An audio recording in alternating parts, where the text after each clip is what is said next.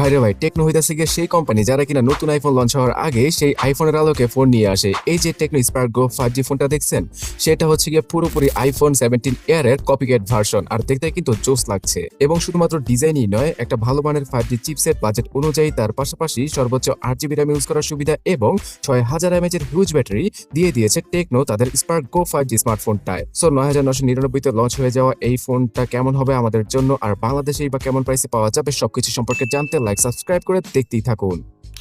Spark গো 5G স্মার্টফোনটা আমি প্রথমবার দেখে পুরোপুরি টাস্কি খেয়ে গেছি, বিকজ আইফোন 17 এর যেখানে কিনে একটা ক্যামেরার সাথে আসবে, সেখানে স্পার্ক গো 5G স্মার্টফোনটা দুইটা ক্যামেরা দিয়ে দিয়েছে পেছনে। যদিও কিনা এখানে একটা ক্যামেরায় কাজের, আর ডিজাইনটা কিন্তু মাশাআল্লাহ সুন্দরই লাগছে। যদিও কিনা পুরোপুরি প্লাস্টিক বিল্ডের সাথে আসে এই ডিভাইসটি, আর এই বাজেটে প্লাস্টিক ছাড়া অন্য কিছু আশা করাটাও বোকামি। এবং ক্যামেরার যে বাম্পটা রয়েছে সেটাও দেখতে কিছুটা গ্লাসের ভাইব দেয়। সো ডিজাইন ভালো লাগলে অবশ্যই লাইক করে দিন এখনই। 194 গ্রাম ওজনের সাথে আসা টেকনো স্পার্ক গো 5G স্মার্টফোনটার থিকনেস হচ্ছে গিয়ে 8 মিলিমিটার, আর এতটুকুর ভিতরে তারা 6000 mAh এর হিউজ ব্যাটারিকে ফিট করতে পেরেছে। তার পাশাপাশি 18 ওয়াটের চার্জিং স্পিডের সুবিধা তো থাকছেই। সো প্রায় 1 ঘন্টা 20 মিনিট কি 30 মিনিটের মতো সময় লেগে যাবে ফুললি এই ডিভাইসকে চার্জ করতে, এবং 50% চার্জ করতে 40 মিনিটের মতো সময় লাগতে পারে। আর একবার চার্জ করে ফেললে এটা 1 থেকে 1.5 দিন কি 2 দিনের মতো টেনে টুনে ইউজ করা পসিবল। সো ব্যাটারি ব্যাকআপ নিয়ে তেমন কোনো প্যারা খেতে হবে না এই বাজেট ক্যাটাগরির স্মার্টফোনটায়। বাট ডিসপ্লে দেখলে হয়তো আপনাদের মন ভাঙতেও পারে, বিকজ পাঁচল নয় নটযুক্ত ডিসপ্লেকে ইউজ করেছে টেকনো, তবে ডিসপ্লের কোয়ালিটি মোটামুটি ভালোই বলা চলে। ডিসপ্লেতে রয়েছে ডাইনামিক আইল্যান্ডের মতো ফিচার, যেটা কিনা অ্যাপল দিয়ে থাকে তাদের আইফোন ইউজারদের। আইপিএস এলসিডি প্যানেলের এই 6.74 ইঞ্চি সাইজের ডিসপ্লেটাতে 120 হার্টজের রিফ্রেশ রেটকে ইউজ করেছে টেকনো। পাওয়া যাবে HD plus resolution.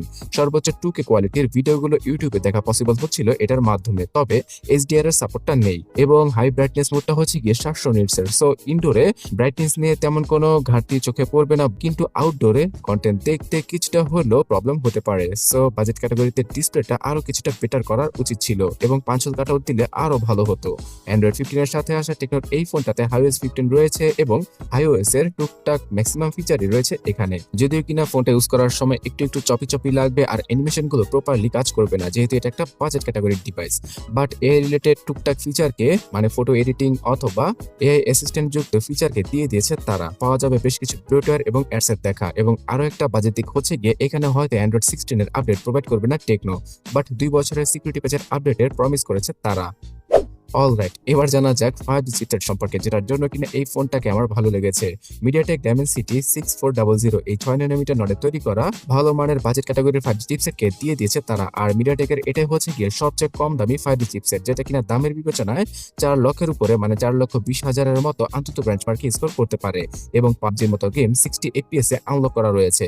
So game খেলার দিক দিয়ে ভালো হবে কিনা সেটা একটু পরে জানাচ্ছি, তার আগে এই চিপসেটটার ইতিহাস বলে দেই। মিডিয়াটেক ডাইমেনসিটি 6300 এর কথা মনে আছে? অনেকটাই সেই লেভেলের পারফরমেন্স দিয়ে দেয় এটা। শুধুমাত্র নতুন নামে মিডিয়াটেক এটাকে লঞ্চ করেছে, যেটা কিনা টেকনো তাদের স্পার্ক গো 5G তে ইউজ করেছে। সো এই চিপসেটটাকে আমি খারাপ বলছি না, মোটামুটি ভালোই বলছি বাজেট অনুযায়ী। এবং গেমিং এর ক্ষেত্রে চিপসেটটা ক্যাপেবল হলেও এটা র্যাম ম্যানেজমেন্টটা অনেকই ভোগাবে। শুধুমাত্র 4128 এই একটা ভেরিয়েন্টের সাথে লঞ্চ করা হয়েছে ফোনটাকে ইন্ডিয়াতে।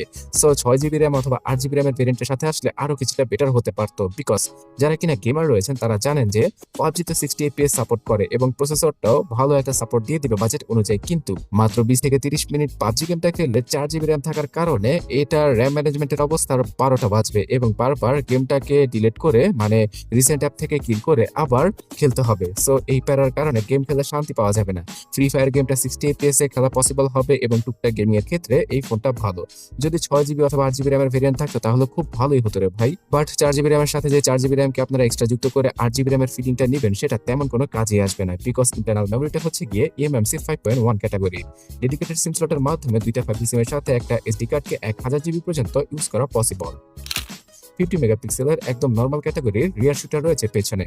ফ্রন্টে পাওয়া যাবে শুধুমাত্র 5 মেগাপিক্সেলের সেলফি। সো এই দিক দিয়ে ক্যামেরা কোয়ালিটিটাও অনেকটাই এভারেজ লেভেলের। যদি 8 মেগাপিক্সেলের সেলফি ক্যামেরা ইউজ করা হতো, তাহলে সেলফি তোলার পরে শার্পনেসে তেমন একটা ঘাটতি চোখে পড়তো না বাজেট ক্যাটাগরির স্মার্টফোন হিসেবে টেকনো স্পার্ক গো 5G স্মার্টফোনটির। সো সেলফি ক্যামেরাটা একটু বেটার করলে আরো কিছুটা ভালো হতো। সর্বোচ্চ 2K রেজুলেশনে 30 FPS এ রিয়ার ক্যামেরা দ্বারা ভিডিও শুট করা পসিবল, বাট 1080p এর ভিডিওগুলোই সবচেয়ে ভালো সার্ভিস দিয়ে দেয়, মানে কোনো হ্যাং অথবা ল্যাগ ছাড়াই 1080p 1080p-তে ভিডিও শুট করতে পারা পসিবল হবে। এবং ফোনের পোর্টস এবং বাটনগুলো ঠিকঠাক পজিশনে থাকলেও এটার লাউড স্পিকারটা একদম উপরের দিকে দিয়ে দিয়েছে টেকনো।